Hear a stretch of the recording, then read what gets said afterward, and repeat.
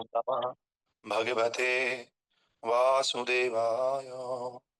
ओम नमः भगवते वासुदेवाय।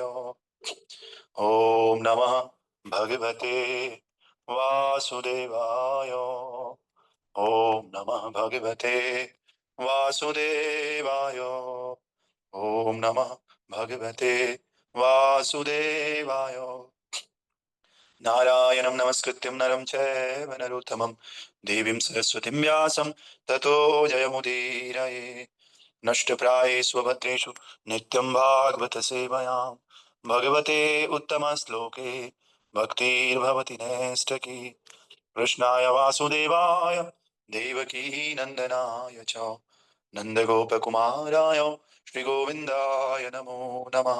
मूकं करोति वाचालं पङ्गुं लङ्घायते गिरिं यत्कृपां तम् अहं वन्दे श्रीगुरो दीनतारिणं श्रीपरमानन्दमाधवं श्रीकृष्णचैतन्य ईश्वरं गुरुवे गौरचन्द्राय राधिकाय तदालये कृष्णाय कृष्णभक्ताय तद्भक्ताय नमो नमः। नमः ओं विष्णुपादाय कृष्णपृष्ठाय भूतले श्रीमते भक्तिवेदान्त स्वामिने इति नामिने। नमस्ते सरस्वते देवे गौरवाणी प्रचारिणे निर्विशेष शून्यवादे पाश्चात्य देशतारिणे। जय श्री कृष्ण चैतन्य प्रभु नित्यानंद श्री अद्वैत गदाधर शिवासादि गौर भक्त वृंद। हरे कृष्णा कृष्णा कृष्णा हरे हरे, हरे राम राम राम हरे हरे। हरे कृष्णा कृष्णा कृष्णा हरे हरे, हरे राम राम राम हरे हरे। नमो पंकजनाभाय नमो पंकजमालिने नमो पंकजनेत्राय नमस्ते पंकजांग्रये। ग्रंथराज श्रीमद्भागवत महापुराण की जय। श्रील प्रभुपाद गुरु महाराज की अनंत कोटि वैष्णव वृंद की जय। नामाचार्य श्री हरिदास ठाकुर की जय। निताई गौर हरि प्रेमानंदे हरि हरि बोल। तो आप सब भक्तों का स्वागत है श्रीमद् भागवतम की कक्षा में। सुबह की कक्षा में हम लोग श्रीमद् भागवत महापुराण का दूसरा स्कंद और दूसरे स्कंद का चौथा अध्याय और चौथे अध्याय का श्लोक संख्या 6 पढ़ रहे हैं, जो कि इस प्रकार से है। भूया एव विवित्सामि भगवान आत्ममायया यथेदं सृज्यते विश्वं दुर्विभावप्यमधीश्वरे। भूय एव विवित्सामि भगवान आत्ममायया यथेदं सृजते विश्वं दुर्विभाव्यमधीश्वरे। हरे कृष्ण। हरे कृष्ण प्रभु जी। यस। भूया एव विवित्सामि भगवान आत्ममायया यथेदं सृजते विश्वं दुर्भावम् अधीश्वरे। हरि बोल। भूय एव विवित्सामि भगवान् आत्ममायया यथेदं सृज्यते विश्वं दुर्विभाव्यम् अधीश्वरे। हरि बोल। और कोई? हरे हरे कृष्ण कृष्ण प्रभु। परम। यस। भूय एव विवित्सामि भगवान् आत्ममायया यथेदं सृजते विश्वं दुर्विभाव्य माधीश्वरे। हरे कृष्णा प्रभु जी, दंडवत प्रणाम। Yes, भूये एवं विवित्सामि भगवान आत्मा मायया यथेदं सृजते विश्वं दुर्विभाव्यम अधीश्वरे। हरे कृष्ण। हरे कृष्ण प्रभु। भूय Yes. एव विवित्सामि भगवान आत्ममायया यथेदं सृजतं विश्वं दुर्विभावमधीश्वरः। ओके, तो इसका अर्थ इस प्रकार से है। कल हमने पढ़ा था कि ये महाराज परीक्षित सुखदेव गोस्वामी को कह रहे हैं कि मैं आपसे जानना चाहता हूं कि भगवान किस प्रकार अपनी निजी शक्तियों से इस रूप में इन ब्रह्मांडों की सृष्टि करते हैं। मतलब ये इतना बड़ा ब्रह्मांड है, इसकी सृष्टि आप कैसे करते हो, भगवान कैसे करते हैं, मैं जानना चाहता हूं आपसे। जो बड़े से बड़े देवताओं के लिए भी अचिंत्य है। बड़े से बड़े देवता भी नहीं जान पाते कि भगवान ने किस प्रकार इस सृष्टि की रचना की है ना। तो उसी प्रकार से लोग कह रहे हैं, परीक्षित महाराज सुखदेव गोस्वामी को प्रश्न पूछ रहे हैं कि जो है आपने भगवान ने कैसे इसकी सृष्टि करते हैं, है ना। तो आइए तात्पर्य वाय अर्चनीय वंदनीय प्रातः स्मरणीय जगत गुरु श्री प्रभुपाद जी द्वारा श्री प्रभुपाद की जय। तो कल इसका हमने तात्पर्य थोड़ा पढ़ा था, आधा अधूरा। और कलम ने ये देखा था कि किस प्रकार से कोई भी चीज इस भौतिक संसार में, एक छोटा सा पेन हो या कोई भी वस्तु हो, हम ये नहीं मान सकते कि ये अपने आप आ गया, ये किसी ने नहीं बनाया। उसी प्रकार से ये पूरा ब्रह्मांड अपने आप आ गया या ऑटोमेटिकली अपने आप हो जाता है, ऐसा कोई भी तथ्य नहीं है ना। जब छोटी से छोटी चीज का कोई ना कोई क्रिएटर होता है, तो उसी प्रकार इस यूनिवर्स का भी कोई क्रिएटर है ना। तो आइए, तो आज इसी प्रकार संसार के तथाकथित विद्वान तथा विचारक अपने अपने मानसिक तर्क वितर्क के द्वारा ब्रह्मांड की निराकार सृष्टि के विषय में अनेक सिद्धांत प्रस्तुत करते हैं, किंतु एक बुद्धिमान भगवान का भक्त भगवत गीता का अध्ययन करके ये जान सकता है कि इस सृष्टि के पीछे परमेश्वर का हाथ है। जैसा कि हमने कहा था, मया दक्षिण प्रकृति सूयते सुचराचरम। ठीक उसी प्रकार जिस प्रकार विद्युत शक्ति घर के पीछे वहां रहने वाले अभियंता का हाथ है। अभियंता मतलब इंजीनियर, जो इंजीनियर है वही उसको क्रिएट कर रहा है, वही उसको चला रहा है ना। हमें बस बिजली दिखती है, बिजली के साथ हमें वो इंजीनियर दिखता ही नहीं। हमारे घर में तो बिजली आती है, हम सोचते हैं कि ये बिजली अपने आप ही आ रही है। अरे भैया, कोई ना कोई है जो बिजली बना रहा है टिहरी डैम में जाकर के, और कोई ना कोई उस बिजली को यहाँ तक पहुंचा रहा है। उसी प्रकार से भगवान की ये प्रकृति है, हमें प्रकृति तो दिखती है, लेकिन प्रकृति का स्वामी भगवान श्री कृष्ण हमको दिखते ही नहीं, है ना। तो इसी प्रकार से एक शोधकर्ता प्रत्येक वस्तु के कारण तथा वहां रहने वाले कार्य को ढूंढता है, किंतु जब ब्रह्मा, शिव, इंद्र तथा अन्य बड़े बड़े देवता कभी कभी भगवान की आश्चर्यजनक शक्ति को देखकर भ्रमित हो जाते हैं, तो फिर हम संसारी शोधकर्ताओं के बारे में क्या कहा जाए जो कि क्षुद्र वस्तुओं में लीन रहते हैं। बड़े बड़े देवता तक आश्चर्यचकित हो जाते हैं। आपको ब्रह्मा जी की कहानी पता होगी, ब्रह्मा जी बड़े आश्चर्यचकित हो जाते हैं, कह रहे मुझे तो पता ही नहीं था कोई और भी ब्रह्मा है। कह रहे अनंत कोटि ब्रह्मा है, एक दो ब्रह्मा नहीं है, कई सारे ब्रह्मा है। तो ब्रह्मा जी कह रहे मैं भी नहीं समझ पाता हूँ भगवान आपको, फिर ये संसारी जीव तो कैसे समझ पाएंगे। तो जिस प्रकार ब्रह्मांड में विभिन्न ग्रहों के रहन सहन में अंतर है, और जिस प्रकार एक ग्रह दूसरे से श्रेष्ठ है, उसी प्रकार उन ग्रह के निवासियों के मस्तिष्क भी विभिन्न कोटियों के हैं। इस संसार में भी आप देखो, हर व्यक्ति अलग अलग है। किसी का दिमाग इतना है तो किसी का इतना है, किसी का बहुत ज्यादा है, किसी का बहुत कम है ना। ऐसे ही अलग अलग ग्रह के निवासियों के मस्तिष्क भी अलग अलग होते हैं। और जैसा कि हम जानते हैं, ऐसे ही बहुत सारे ब्रह्मांड है, अनंत कोटि ब्रह्मांड है, और हर ब्रह्मांड का साइज अलग अलग है, और हर ब्रह्मांड के एक ब्रह्मा जी होते हैं, है ना। तो ऐसे अनंत कोटि ब्रह्मांड, इसीलिए ब्रह्मा जी भी अनंत कोटि हो गई। और ब्रह्मा जी के अलग अलग सिर होते हैं। अगर छोटा ब्रह्मांड है तो उतने सिर, बड़ा ब्रह्मांड है तो और ज्यादा सिर, और बड़ा ब्रह्मांड है तो और ज्यादा सिर ब्रह्मा जी के होते हैं। तो हमारा जो ब्रह्मांड है, इसमें चतुर्भुज ब्रह्मा है, छोटा ब्रह्मांड है, इसीलिए चार मुख वाले ब्रह्मा जी रहते हैं हमारे ब्रह्मांड में। जैसा कि भगवत गीता में कहा गया, ब्रह्मा के ग्रह के निवासियों की दीर्घ आयु जो इस पृथ्वी लोक के निवासियों के लिए अचिंत्य है, उसकी तुलना ब्रह्मा के मस्तिष्क के कोटि के मूल्य से की जा सकती है, जो इस ग्रह के किसी भी महान विज्ञानी के लिए भी अचिंत्य है। अब हमारा दिमाग और ब्रह्मा जी का दिमाग जमीन आसमान का अंतर है। हम सोच भी नहीं सकते जो ब्रह्मा जी सोच रहे होंगे, जो करते हैं। तो इसीलिए कह रहे हैं कि हमारे यहाँ के एक बड़ा से बड़ा वैज्ञानिक भी ब्रह्मा जी की बात को नहीं रिसर्च कर सकता है। इतनी बड़ी, इतना बड़ा मस्तिष्क शक्ति होने पर भी ब्रह्मा ने अपनी महान संहिता यानी कि ब्रह्म संहिता में इस प्रकार वर्णन किया है। अब देखो, हम छोटे छोटे साइंटिस्ट हैं जिनका पता ही नहीं कब हमारी सांस रुक जाए, है ना। हम भी बड़े बड़े दावे करते हैं कि अरे भगवान नहीं होता है, ये है वो है, साइंस सब कुछ है। तो कह रहे हैं जब ये छोटे छोटे इतना बड़ा दावा कर रहे हैं, ब्रह्मा जी इतना बड़ा मस्तिष्क है, ब्रह्मा जी भी इतने बड़े मस्तिष्क से क्या प्रेयर कर रहे हैं, तो आप सब लोग सुनिए। आप में से ज्यादातर लोग जानते भी हैं। ईश्वर परमा कृष्ण सच्चिदानंद विग्रह अनादिरादिर गोविंदम सर्व कारण कारणम। ऐसे अनेक व्यक्ति हैं जिनमें भगवान के गुण पाए जाते हैं, लेकिन उनमें भगवान श्री कृष्ण सर्वोच्च है, क्योंकि उनसे बढ़कर कोई नहीं है। वे परम पुरुष हैं और उनका शरीर सनातन है, ज्ञान से परिपूर्ण और आनंदमय है। वे आदि भगवान गोविंद हैं और समस्त कारणों के कारण है। तो गीता में तो भगवान ने बोल ही दिया कि सबका कारण मैं ही हूं, लेकिन कोई बोलेगा अपनी तारीफ तो सब लोग करते हैं, कोई और कौन बोलता है? ब्रह्मा जी, शिव जी, नारद, असित, देवल, आप हर शास्त्र में जाए, आपको कहीं ना कहीं भगवान की ग्लोरीज मिलेंगी। तो ब्रह्मा जी अपनी ब्रह्म संहिता में कह रहे हैं कि ईश्वर परमा कृष्ण सच्चिदानंद विग्रह, जो परम ईश्वर है वो भगवान श्री कृष्ण है। और भी ईश्वर है, आप भी अपने घर के ईश्वर हो। जो घर का मुखिया होता है वो उस घर का ईश्वर है। जो किसी कंपनी में काम करता है, उसके अंडर में दो लोग हैं, वो उन दो लोगों का ईश्वर है। ईश्वर का मतलब कंट्रोलर, लेकिन उस सबका कंट्रोलर नहीं है। आपकी कंपनी का मालिक भी उस पूरी कंपनी का कंट्रोलर है, लेकिन वो पूरे शहर का कंट्रोलर नहीं है। इसी प्रकार से जो सबसे बड़े कंट्रोलर है, जिनके ऊपर कोई है ही नहीं, वो कौन है? ईश्वर परमा कृष्ण, परम ईश्वर, सबसे बड़े ईश्वर भगवान श्री कृष्ण है। सदचिद आनंद विग्रह, उनके अंदर सत्य है, निरंतरता है और आनंद है। ऐसा उनका विग्रह है, ऐसा उनका शरीर है। हमारा शरीर सच्चित आनंद नहीं है। हमारा शरीर में तो केवल झूठी चीजें बसी हुई हैं, टेम्परेरीनेस है हमारे शरीर में, और दुख है, कष्ट है, निरानंद है।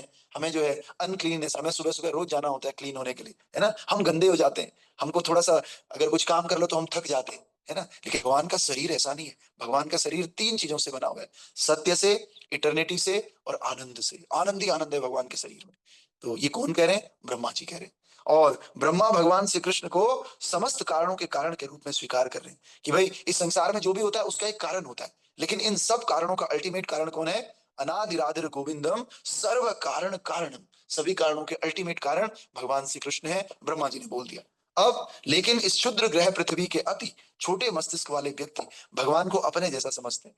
छोटे व्यक्ति कहते हैं हाँ कृष्णा की टीचिंग बढ़िया है, हाँ हाँ हाँ अच्छे लगते हैं, हाँ अच्छा था उनका तो, है ना, अपने जैसे समझते हैं कि हम भी भगवान की तरह करेंगे। और इस प्रकार जब भगवत गीता में भगवान कहते हैं कि मैं सर्वे सर्वा हूं, तो तर्कवादी ज्ञानी तथा संसारिक जो ये तर्क वितर्क करते हैं, जो विवाद वाले लोग हैं, ये इनका उपहास करते हैं, जिससे भगवान को अत्यंत खेद पूर्वक कहना पड़ता है। भगवान ने कहा लोग मेरा उपहास करते हैं। तो फिर भगवान ने उनके बारे में क्या कहा? अवजानन्ति मामूढ़ा मानुषिं तनुमाश्रितम् परम भाव मजानन्तो मम भूत महेश्वरा। भगवान कह रहे हैं जब मैं मनुष्य के रूप में अवतरित होता हूं ना, तो जो ये मूर्ख लोग हैं ये मेरा उपहास करते हैं। वो सोचते हैं कृष्ण भी तो हमारी तरह ही तो, वो भी तो लीला करते थे, उनका भी घर बार था, माँ थी पापा थे, उनका गांव था, है ना। तो ये जो मूर्ख लोग हैं ये मेरा उपहास करते हैं, वे मेरी दिव्य प्रकृति को और समस्त चराचर पर मेरे परम प्रभुत्व को नहीं जानते। भगवान खुद अपने बारे में कह रहे हैं कि वो नहीं जानते कि मैं परम भगवान हूं, इसलिए वो मेरा उपहास करते हैं, है ना। और भगवान ने भगवत गीता 9.22 में ब्रह्मा तथा शिव अन्य देवताओं की तो बात ही क्या है, अर्थात वे शक्तिशाली रूप में उत्पन्न किए गए देवता हैं जो ब्रह्मांड के कार्यों को चलाते हैं, उसी प्रकार चलाते हैं जिस प्रकार राजा द्वारा नियुक्त मंत्री चलाते हैं। भगवान खुद ही अपना अपना यूनिवर्सल गवर्नमेंट बता रहे हैं कि जैसे संसार में एक प्रधानमंत्री है, प्रधानमंत्री के निर्देशन पे सारे मंत्री अलग अलग चीजों को देख रहे हैं, डिपार्टमेंट्स को देख रहे हैं, उसी प्रकार से भगवान श्री कृष्ण राजा की तरह है, भगवान श्री कृष्ण डायरेक्टर हैं और बाकी सारे देवी देवता उन्हीं की अध्यक्षता में इस सारे संसार को चला रहे हैं। वरुण देव पानी का डिपार्टमेंट, बारिश का डिपार्टमेंट देख रहे हैं, है ना, और अग्निदेव आग का डिपार्टमेंट देख रहे हैं। इंद्र थोड़ा सा कोऑर्डिनेटर है, जैसे होता है ना किसी किसी संस्था में एक कोऑर्डिनेटर भी होता है, वो कोऑर्डिनेटर सबको देखता तो है लेकिन मालिक नहीं होता है, मालिक तो मालिक होता है, मालिक सीधे सीधे नहीं देखता। इसी प्रकार भगवान श्री कृष्ण सीधे सीधे कोऑर्डिनेट नहीं करते हैं चीजों को, वो इंद्र के थ्रू करते हैं, इंद्र सारे देवी देवताओं को देखते हैं। और इस प्रकार से ये मंत्री ईश्वर या नियंत्रक हो सकते हैं। ये मंत्री हो सकता है कंट्रोलर हो, भाई आपका काम भी बना दे, लेकिन परम ईश्वर नहीं हो सकते। परम ईश्वर तो महेश्वर है, अर्थात इन नियंत्रकों के भी क्रिएटर है। जो मूर्ख लोग हैं वो इसे नहीं जानते हैं, अतः वे भगवान का उपहास करने की धृष्टता करते हैं, क्योंकि वे मनुष्यों पर अहेतु की कृपा करके हमारे समक्ष मनुष्य रूप में कभी कभी प्रकट होते हैं। भगवान कभी कभी मनुष्य के रूप में हमारे सामने प्रकट होते हैं, लेकिन हम अब क्या सोचते हैं कि ये भी तो हमारे साथ ही। जैसे कई बार क्या होता है, कोई बहुत बड़ा ऑफिसर है या कोई बहुत बड़ा आदमी है, कई बार वो विनम्रता के कारण हमारे साथ प्रसाद पा लेता है, हमारे साथ खाना खाता है बैठ करके, तो फिर हम उसकी इज्जत करना छोड़ देते हैं। हम सोचते हैं अरे ये तो हमारे साथ ही खाता है, कोई बड़ी बात नहीं, क्योंकि हमारा क्या है, दिमाग छोटा है, इसलिए हम छोटे दिमाग के कारण उसकी इज्जत करना बंद कर देते हैं। उसी प्रकार से जो मूर्ख लोग हैं, जब भगवान हम पे ही कृपा करने के लिए इस संसार में मनुष्यों जैसे शरीर में आते हैं, तो हम फिर उनको समझते हैं ये भी तो मनुष्य ही है, और हम उनका उपहास करना शुरू कर देते हैं। हम नहीं, बहुत सारे लोग हैं। आप सोच रहे होंगे हम तो करते ही नहीं है, हम नहीं करते, लेकिन बहुत सारे लोग हैं जो उपहास करते हैं। वे सच्चिदानंद विग्रह या पूर्ण पुरुषोत्तम भगवान हैं, और उनके शरीर तथा उनकी आत्मा में कोई भी भेद नहीं है, वे शक्ति तथा शक्तिमान दोनों ही है। जैसे हमारा शरीर अलग है ना, हमारा शरीर तो एक दिन खत्म हो जाएगा, और उसके अंदर जो आत्मा है वो अलग है ना। भगवान के साथ ऐसा नहीं है, भगवान का शरीर और आत्मा दोनों एक ही है। भगवान का कभी शरीर खत्म नहीं होता है, भगवान का परमानेंट शरीर है। जो हम हैं और जो भगवान है, दोनों में कुछ बातें ही अंतर है, लगभग एक जैसे ही है दोनों, लेकिन क्या अंतर है, भगवान का शरीर हमेशा रहने वाला है। हमारा शरीर में जन्म मृत्यु जरा व्याधि दुख दुनिया भर के कष्ट हैं, भगवान का शरीर दिव्य है, हमारा शरीर दिव्य नहीं है। हमारा शरीर तो हड्डी मांस दुनिया भर की बीमारियों से पैदा हुआ है ना, खून से मज्जा से इससे मिलता है। भगवान के शरीर में ये गंदी चीजें नहीं होती, भगवान का शरीर दिव्य है, हमारा शरीर दिव्य नहीं है। तो इस प्रकार से महाराज परीक्षित ने अपने गुरु श्रील सुखदेव गोस्वामी से भगवान श्री कृष्ण की वृंदावन की लीलाओं का वर्णन करने के लिए नहीं कहा। वे सबसे पहले भगवान की सृष्टि के बारे में सुनना चाहते हैं। कई लोग हैं जो भगवान की लीलाओं के बारे में सुनना चाहते हैं, हाँ हाँ मजा आ रहा है वृंदावन में, रास लीला सुना लो, ये कर लो, लेकिन तरीका ये नहीं है। तरीका क्या है, पहले हम भगवान के बारे में समझें। जब भगवान के बारे में समझेंगे उसके बाद उनकी लीलाओं को सुनने से कोई अपराध नहीं लगेगा। नहीं, श्रीला सुखदेव गोस्वामी ने यह कहा कि राजा को सीधी भगवान की दिव्य लीलाएं सुननी चाहिए, क्योंकि समय कम था। अतः श्रीला सुखदेव गोस्वामी चाहते तो सब बातों को छोड़ करके सीधे 10वें स्कंद में पहुंच जाते, जैसा कि व्यावसायिक कथावाचक सामान्य रूप से करते हैं। हमें फिलोसॉफी नहीं बताते हैं, दर्शन नहीं बताते, सीधे किधर पहुंचते हैं 10वें अध्याय में, कि भगवान श्री कृष्ण इस प्रकार से रास नृत्य करते हैं। ये बहुत गलत है। श्रीमद् भागवतम को हमें स्टेप बाय स्टेप पढ़ना चाहिए, पहला स्कंद, दूसरा, तीसरा, चौथा, तब जाकर के जब थोड़ी सी अंडरस्टैंडिंग डेवलप हो जाए फिर हमें 10वें स्कंद पे पहुंचना चाहिए। ऐसा ही प्रभुपाद जी ने किया और ऐसा ही सुखदेव गोस्वामी ने भी किया, जबकि उनके पास टाइम कम था। उनके पास तो बहाना भी था कि अरे हमारे पास टाइम कम है, 7 ही दिन है, 7 दिन में तो ये खत्म हो जाएंगे, तत्सत नाग आएगा और उनको डस देगा, तो हमारे पास कम टाइम है, चलो सीधे 10वें स्कंद पे चलते हैं। लेकिन नहीं, टाइम कम होने के बाद भी उन्होंने पहले स्कंद से शुरू किया। और आप देख रहे होंगे कि धीरे धीरे धीरे जब स्टेप बाय स्टेप हम चल रहे हैं तो हमारी अंडरस्टैंडिंग बिल्ड हो रही है। फिर जब हम 10वें तक पहुंचेंगे तब हम उस प्रॉपर अवस्था में होंगे कि हम भगवान की लीलाओं को समझ सकें। भगवान की लीलाओं को समझना इतना आसान नहीं है, इसीलिए भगवान ने पहले पहला, दूसरा, तीसरा 9 स्कंद दिए। 9 स्कंद को जो समझ लेगा, अच्छे से पढ़ लेगा, तब वो 10वें स्कंद में प्रवेश कर सकता है ना। तो लेकिन न तो राजा और न ही श्रीमद् भागवतम के महान वक्ता ने भागवतम के प्रबंधकों की भांति उछल कूद की। आजकल के व्यवसायी कहीं भी उठा लेते हैं, कुछ भी कर लेते हैं, है ना। दोनों ही विधि पूर्वक आगे बढ़ते गए, जिससे भविष्य के श्रोता तथा वाचक दोनों ही भागवतम सुनाने की विधि से शिक्षा ग्रहण कर सके। जो लोग भगवान की बहिरंगा शक्ति के वश में हैं, अथवा दूसरे शब्दों में जो लोग इस भौतिक जगत में हैं, उन्हें सबसे पहले ये जानना चाहिए कि भगवान की बहिरंगा शक्ति किस तरह से परम पुरुष के निर्देशन में कार्य करती है। बाद में उनकी अंतरंगा शक्ति के कार्यकलापों में वो प्रवेश कर सकता है। तो जो वृंदावन की लीलाएं हैं, ब्रज की लीलाएं हैं, रास लीला या अन्य अन्य जो नृत्य है, ये भगवान की अंतरंगा शक्ति है। ये बहुत इंटीमेट लीलाएं हैं भगवान की, है ना। इनको सुनने से पहले हमें भगवान की बहिरंगा शक्ति के बारे में समझना चाहिए कि कैसे भगवान इस पूरे सृष्टि के पालक हैं, कैसे भगवान इस सृष्टि की रचना करते हैं, कैसे भगवान इस पूरे संसार के स्वामी हैं। जब हम ये समझते हैं तब जाकर के हम अंतरंग लीलाओं को भी समझ सकते हैं। और संसारी लोग अधिकांशतया भगवान श्री कृष्ण की बहिरंगा शक्ति दुर्गा देवी के उपासक होते हैं, लेकिन वे ये नहीं जानते कि दुर्गा देवी भगवान की शक्ति की छाया मात्र है। उनकी भौतिक कार्यकलापों के आश्चर्यकारक प्रदर्शन के पीछे भगवान का निर्देशन कार्य करता है, जैसा कि भगवत गीता में पुष्टि की गई। ब्रह्म संहिता इस बात की पुष्टि करता है कि दुर्गा शक्ति गोविंद के निर्देशानुसार कार्य करती है। आप ब्रह्म संहिता पढ़ेंगे तो उसमें लिखा है कि जो दुर्गा मैया है भगवान श्री कृष्ण के निर्देश के अनुसार कार्य करती है ना, और इस भौतिक संसार को चलाती है। जैसे जेलर होता है ना, तो हमें लगता है जेलर ही सब कुछ है, जेलर को तो गवर्नमेंट ने अपॉइंट किया ना। उसी प्रकार से जो दुर्गा मैया है, निसंदेह रूप से इस पूरे संसार को चलाने वाली दुर्गा माता है। लेकिन वो किसकी अध्यक्षता में कार्य करती है?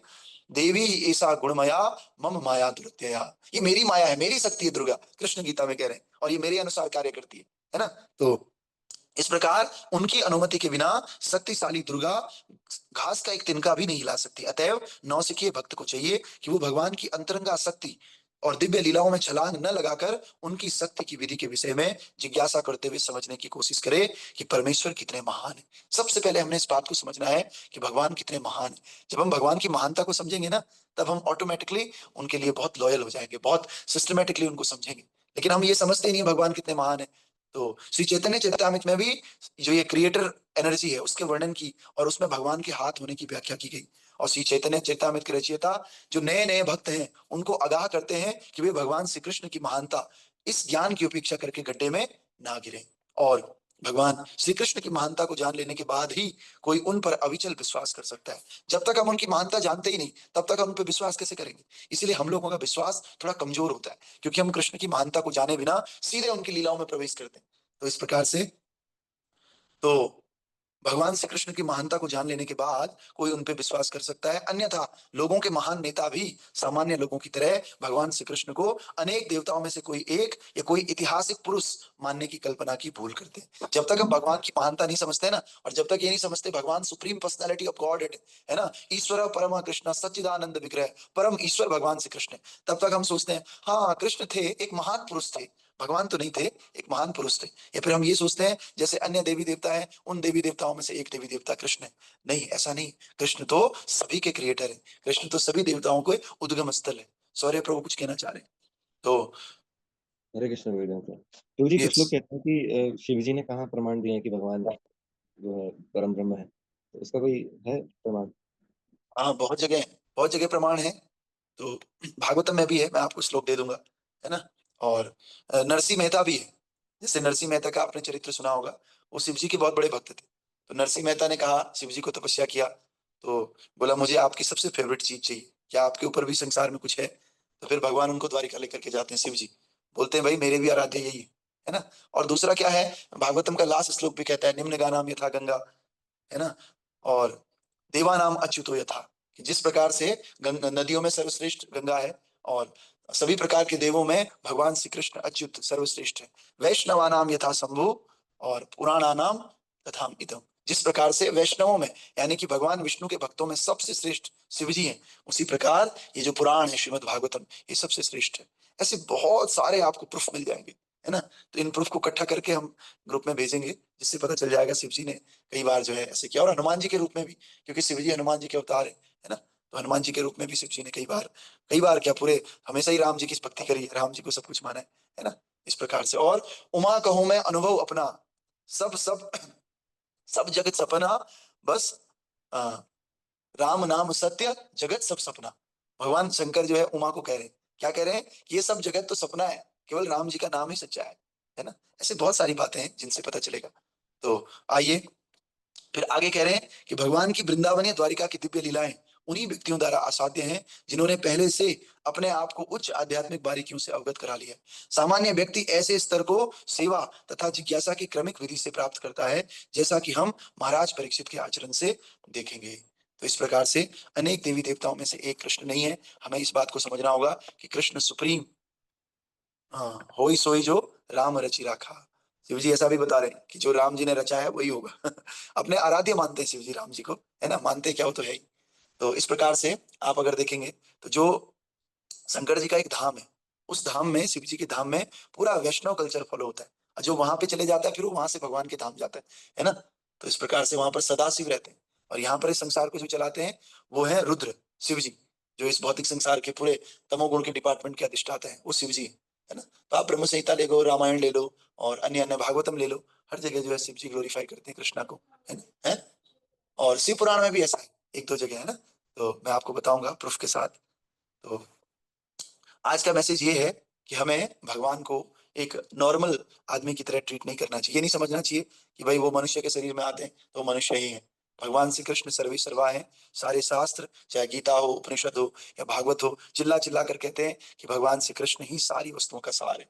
इवन गीता तो ये भी कहते हैं वेदेश सर्वेर अहमेव वेदो। भगवान कह रहे हैं ये वेद, पुराण, उपनिषद ये भी इसलिए लिखे हैं ताकि मुझ श्री कृष्ण को समझा जा सके बस। अगर मुझे नहीं समझा कोई तो वेद और उपनिषद पढ़ने का कोई फायदा नहीं है। अगर भगवान को समझ गए तो सारे वेदों को समझ गए, है ना। तो इस प्रकार से ग्रंथराज श्रीमद् भागवत महापुराण की जय। श्रील प्रभुपाद गुरु महाराज की जय। निताय गौर प्रेमानंदे।